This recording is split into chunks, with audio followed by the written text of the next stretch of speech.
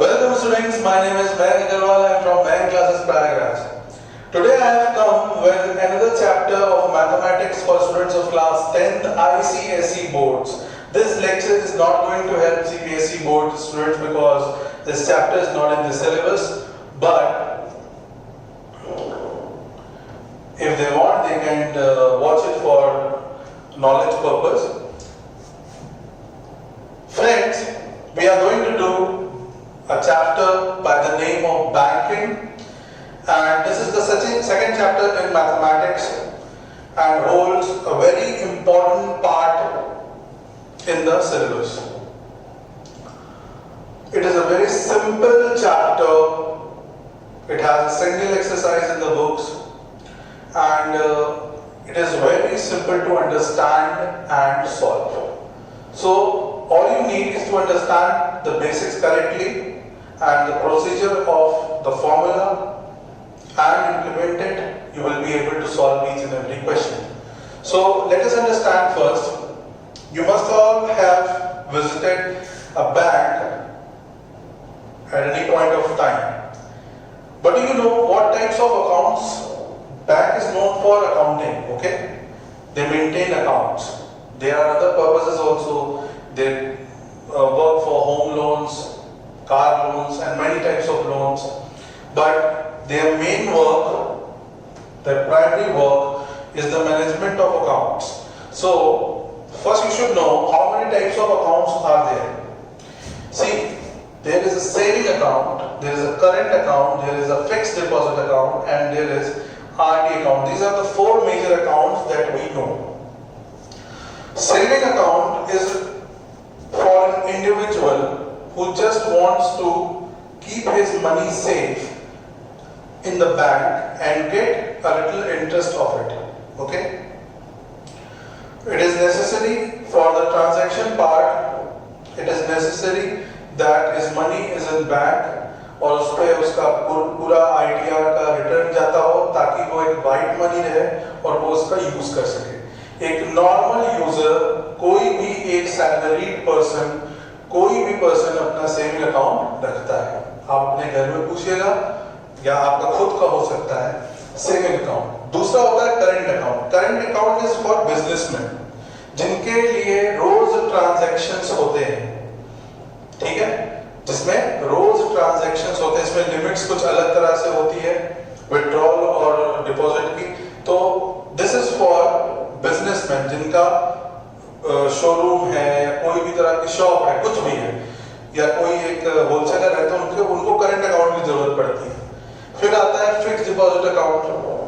बहुत से लोगों को ये पता है कि they are not going to use their money, तो bank offers a higher rate of interest, higher rate of return you can say, कि अगर इसको अमाउंट को फिक्स कर दिया जाए कुछ दिनों के लिए बैंक पे, तो आपको रिटर्न में वो सेविंग अकाउंट से ज्यादा बेनिफिशियल हो सकता है. करंट सिनेरियो में it is offering around 6 to 7% interest annually और सेविंग अकाउंट 3 to 4% मिलता है.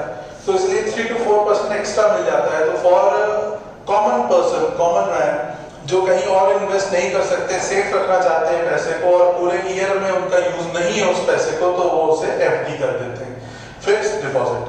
और चौथा आ जाता है RD account. RD account was introduced for as a scheme for middle class persons, और उनके लिए एक इन्वेस्टमेंट प्लान जैसा ये कुछ है. ओके, हमारे सिलेबस में आरडी अकाउंट ही है, हमें सिर्फ ये पढ़ना है, इनका कोई रोल नहीं है. पहले सिलेबस में थोड़ा अलग था. उसमें हमें जो बुक होती है रिकॉर्ड बुक, उसको मेंटेन करना आना चाहिए, फिर उसमें इंटरेस्ट निकालना आना चाहिए, मतलब सेविंग अकाउंट्स भी था. बट अब आपके सिलेबस में सिर्फ और सिर्फ आरडी अकाउंट है, जो कि बहुत ही सिंपल होता है. समझिएगा ध्यान से. आरडी अकाउंट में होता क्या है, जैसे मान लीजिए आपने कोई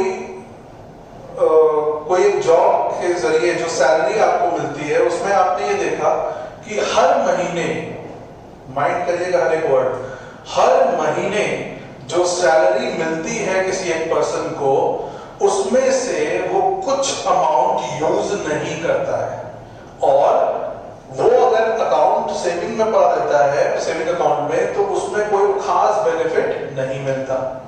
इन दिस चैलेंजिंग टाइम हर कोई चाहता है कि उसे उसके पैसे का सबसे अच्छा रिटर्न मिले और सेफ भी रहे। तो इन आरडी अकाउंट होता क्या है, every month from salary a person can deposit an amount which is on recurring basis, that is every month. जैसे मैं एक एग्जांपल बताऊं, सपोज कोई एक पर्सन है जिसकी सैलरी है ₹30,000 और इसमें से वो ये समझ रहा है कि 1,000 उसका कहीं पर भी यूज नहीं होना और उस 1,000 को सेविंग अकाउंट में रखेगा तो वो ग्रो नहीं करेगा। तो वो आरडी अकाउंट ओपन कर सकता है जिसमें हर महीने वो 1,000 असाइड करता जाएगा। तो हर महीने मतलब सपोज अगर उसने ये प्रोसीजर जनवरी से स्टार्ट किया तो जनवरी में 1,000, फेब में 1,000, मार्च में 1,000 एंड सो ऑन, वो हर महीने वो अमाउंट इस अकाउंट में डालता रहेगा। अब वो ऐसा करेगा क्यों? इसका एक लॉकिंग पीरियड होता है, generally it is of 5 years. 5 साल के बाद जितना पैसा उसने जमा किया, तो आप इसको सोचिए कि कितना उसने जमा किया। 5 इयर्स में मंथ के हिसाब से 60 मंथ्स हुए और हर मंथ पे उसने 1,000 डिपॉजिट किया, तो 60,000 तो उसका ओरिजिनल प्राइस हो गया या ओरिजिनल अमाउंट हो गया, है ना, जो उसने डिपॉजिट किया 5 साल में। 5 इयर्स में ये वैल्यू इतनी बन जाएगी, isn't it? लेकिन बैंक इस पे इंटरेस्ट भी देती है जिसको इसमें ऐड किया जाता है और ये चीज कहलाती है मैच्योरिटी वैल्यू, isn't it? तो मैच्योरिटी वैल्यू जो है वो 60,000 से ज्यादा होगी और इसमें जो इंटरेस्ट मिल रहा है वो सेविंग अकाउंट से ज्यादा मिलता है। तो लोगों को ये लगता है कि छोटा छोटा अमाउंट है, एफडी क्या है ना, बड़ा ये भी तो एक डिपॉजिट ही है ना, लेकिन वो एक लमसम अमाउंट है, बड़ा अमाउंट। अब लोग को लगता है कि इतना बड़ा अमाउंट अगर हम डिपॉजिट करते हैं और कभी जरूरत पड़ेगी तो फिर वो बेकार हो जाएगा। तो इसलिए आरडी अकाउंट होता है जिसमें छोटे छोटे अमाउंट को डिपॉजिट किया जाता है, वो खलता नहीं है, इसलिए ये स्कीम बहुत सक्सेसफुल है। मैंने भी ली हुई है आरडीज, ठीक है। तो उसमें बेनिफिट ये होता है कि हमें जो पैसा हम सेव कर सकते हैं इस तरीके से वो काफी फ्रूटफुली सेव होता है। तो इंटरेस्ट कितना मिलेगा ये डिपेंड करता है, इंटरेस्ट रेट ऑफ इंटरेस्ट क्या है। Usually it is between 7 to 8%। तो उसको कैलकुलेट करके आप एक फॉर्मूले से कैलकुलेट करते हैं और यहाँ पर आपको मैच्योरिटी वैल्यू मिल जाती है। तो दिस इज इट, इजी है कि नहीं? तो all you need to know what is the procedure for calculating the interest. Okay, so let's start to understand the procedure first. तो इसमें क्या है, हम सब ने इससे पहले क्लास 9 में या उससे पहले भी सिंपल इंटरेस्ट पढ़ा हुआ है, पढ़ा है ना, पढ़ा है ना। सिंपल इंटरेस्ट का फॉर्मूला क्या होता है बताओ जरा? P into R into T by 100। इसमें क्या होता था, हम कुछ पैसा फिक्स पीरियड ऑफ टाइम के लिए रख देते थे, रेट ऑफ इंटरेस्ट के हिसाब से उसका सिंपल इंटरेस्ट मिलता था, है कि नहीं? एक होता था कंपाउंड इंटरेस्ट और एक होता था ये, तो हम इसकी बात कर रहे हैं। अब आप ध्यान दीजिए, इसमें पैसा एक बार जमा कर दिया गया, जितने टाइम इंटरवल के लिए करना था कर दिया। आरडी में हम क्या कर रहे हैं, हर मंथ पैसा जमा कर रहे हैं, isn't it? Her month. तो अब आप एक बात को समझिए पहले। सपोज जैन में हमने एक इंस्टॉलमेंट दी, ठीक है, फिर हमने फेब में दूसरी इंस्टॉलमेंट दी, मार्च में हमने तीसरी इंस्टॉलमेंट दी। बात समझ रहे हैं? और इस तरीके से प्रोसीजर चल रहा है, ध्यान से समझिएगा। जनवरी मंथ में हमें इंटरेस्ट मिलना चाहिए सिर्फ इस अमाउंट का, isn't it? फरवरी मंथ में जो जैन का अमाउंट है वो कैरी फॉरवर्ड होगा और एक नया हमने डिपॉजिट किया, तो इसका मतलब इसमें दो चीजें हुई, एक ये और एक ये। ये जनवरी वाला और ये फेब वाला, तो दो अमाउंट हो गए। यहां पर फेब वाला ये दोनों और मार्च का एक एक्स्ट्रा, तीन हो गए। तो आप एक चीज नोटिस कर रहे हो कि आने वाले हर एक मंथ में पिछला अमाउंट क्यूमुलेट होता जा रहा है कि नहीं, जो कि सिंपल इंटरेस्ट में होता नहीं है। सिंपल इंटरेस्ट में क्या है, जितना जैन में था उतना ही फेब में था, उतना ही मार्च में था, उतना ही उसमें इंटरेस्ट बस ऐड होता है। यहां क्या है, आप उसमें हर मंथ एक इंस्टॉलमेंट ऐड कर रहे हैं, isn't it? That is why इसमें इवैल्यूएशन इस तरह से होना चाहिए और टाइम जो है बदल जाएगा। तो टाइम कैसे बदलेगा, देखिए टाइम के लिए यहां पर एक काउंट होगा 1, क्योंकि सिर्फ जनवरी मंथ हो रहा है। इसमें कौन सी इंस्टॉलमेंट्स काउंट होगी, जैन एंड फेब, यानी 2 इंस्टॉलमेंट्स। इसमें कौन सी इंस्टॉलमेंट्स काउंट होंगी, 3 इंस्टॉलमेंट्स। और ऐसे करते करते अगर ये n मंथ्स तक चल रहा है, कितने मंथ्स तक, n मंथ्स तक, तो उसमें आखिरी में जाकर के n इंस्टॉलमेंट्स ऐड होंगी। तो टाइम जो है वो इस तरीके से कैलकुलेट होता है। तो ये कैलकुलेशन एक चैप्टर है सीरीज, बिकॉज ये अरिथमेटिक प्रोग्रेशन है, उसमें सिखाया जाता है ये कैसे आ रहा है। अभी फिलहाल हम रिजल्ट यूज कर रहे हैं, ये लेटर ऑन डिस्कस होगा। n plus 1/2 इसका ये रिजल्ट होता है। तो you all are clear with the formula कि यहां पर n plus 1/2 को हम क्या यूज करेंगे, टाइम, ओके। और क्योंकि रेट जो होता है वो पर एनम होता है, इसलिए, और यहां इंस्टॉलमेंट किस में डिपॉजिट हो रहा है, मंथली, इसलिए हम R को R/12 कर देंगे। क्या ये बात समझ में आ रही? रेट को R/12 क्यों कर रहे हैं, क्योंकि रेट जो भी क्वेश्चन में दिया होगा वो पर एनम होगा, एनुअली, और यहां पर पैसा मंथली डिपॉजिट हो रहा है, हम उसको कैलकुलेट कैसे कर रहे हैं, इसलिए रेट को हम किससे डिवाइड कर देंगे, 12 से। तो अब इन दोनों को प्लेस करें तो इंटरेस्ट का फॉर्मूला क्या बन गया, P तो वही जो भी लगातार डिपॉजिट कर रहे हो वो, R वही, इनफैक्ट R/12 है मंथली के हिसाब से, time n plus 1/2 and this divided by 100। so interest का फॉर्मूला क्या बन गया, P R n plus 1 whole divided by 2400। so they are using this formula to calculate interest for RD account। is it clear? अब एक चीज का ध्यान रखिए बस कि इसमें अगर हमें मैच्योरिटी वैल्यू निकालनी है, इसको मैच्योरिटी वैल्यू को सिंबल MV बोला जाता है, तो वो हो जाएगा NP, क्योंकि आपने पैसा n टाइम्स डिपॉजिट किया है, plus I। What is P?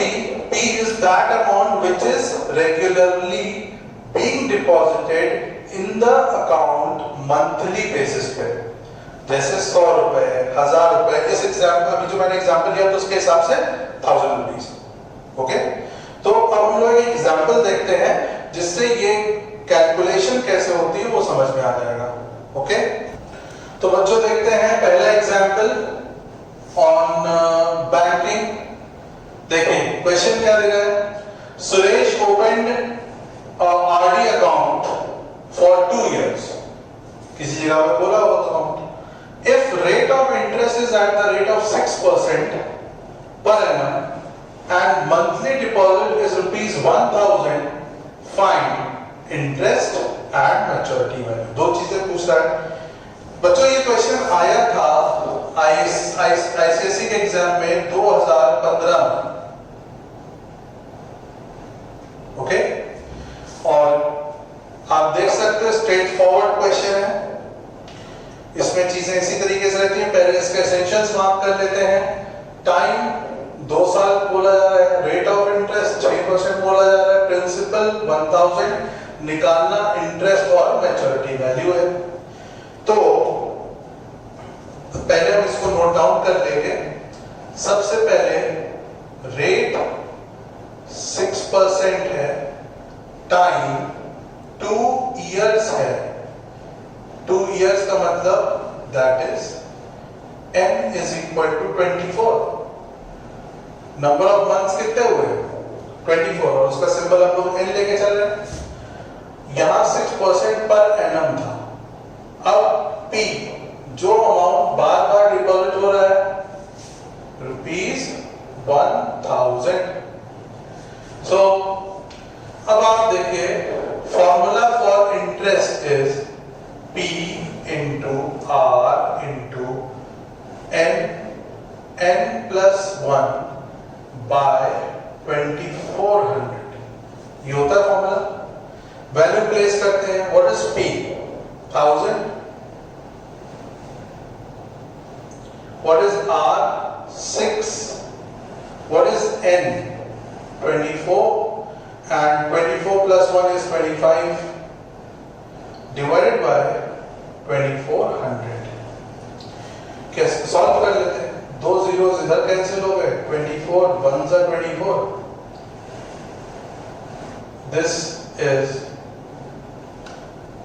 equal to 25 into 6 150, and this is 1500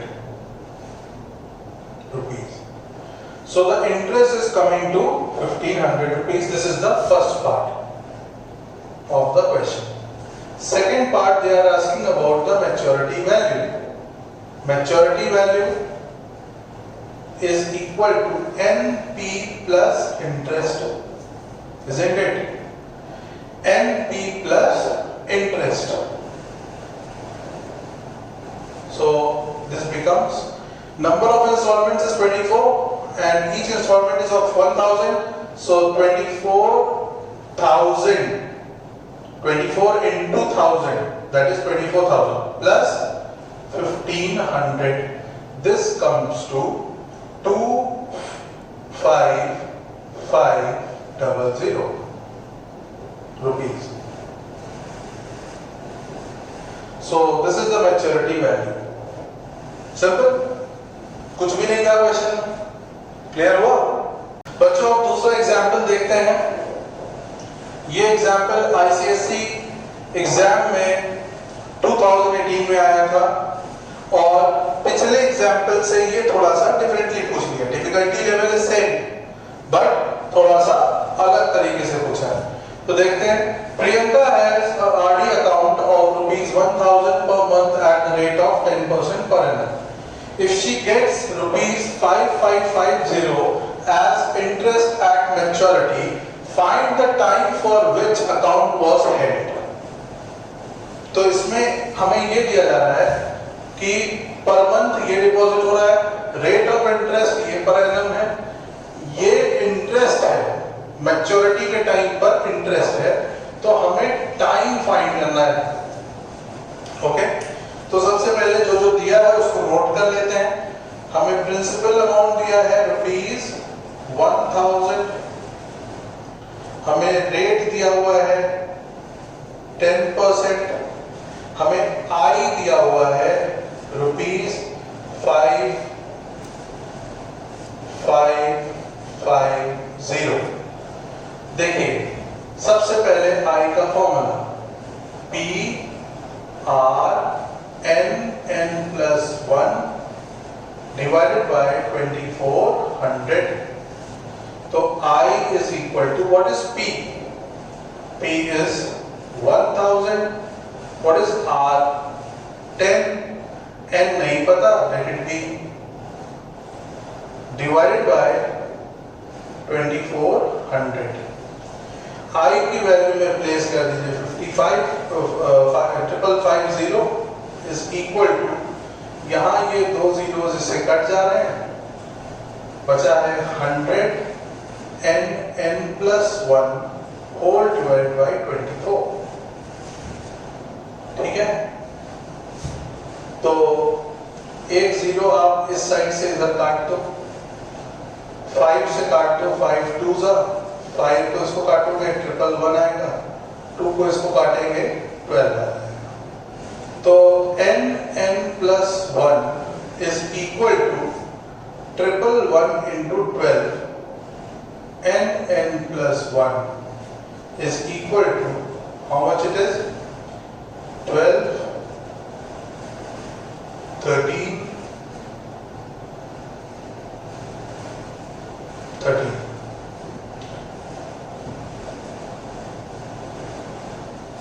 So 1332. So this equation becomes n square plus n minus 1332 equal to 0. Now you need to solve this. अब देखिए ये तो एक quadratic equation है, तो it is up to you आप इसे कैसे सॉल्व करते हो। मैं आपको एक और तरीका बताता हूँ, एक सिंपल सा, क्योंकि यहाँ पर आप देखो n इंटू n+1 बोल रहा है ना, n से क्या मल्टीप्लाइड है n+1, तो इसलिए इसमें दो लगातार नंबर्स होंगे, तो हमें इसे वैसे ब्रेक करना है। ओके, सो हम लोग 1332 का एलसीएम लेंगे, इसको ब्रेक करेंगे, 12 से डिवाइड किया तो 111 आया, इसको 3 से डिवाइड कर दिए, 3 3 जा 9, 3 7 जा 21. What do we get? This is 37, this is 36. So this is 36 into 37. So this is n square plus 37n minus 36n minus 1332 equal to 0. इन दोनों में n common, n plus 37 minus 36 common, n plus 37 equal to 0. इन दोनों में n plus 37 common, बचा n minus 36 is equal to 0. So n is equal to minus 37 और n is equal to 36. Since time cannot be negative, our answer is 36 months or n is equal to 3 years. समझ में आई calculation? This is how it must be answered. Thank you.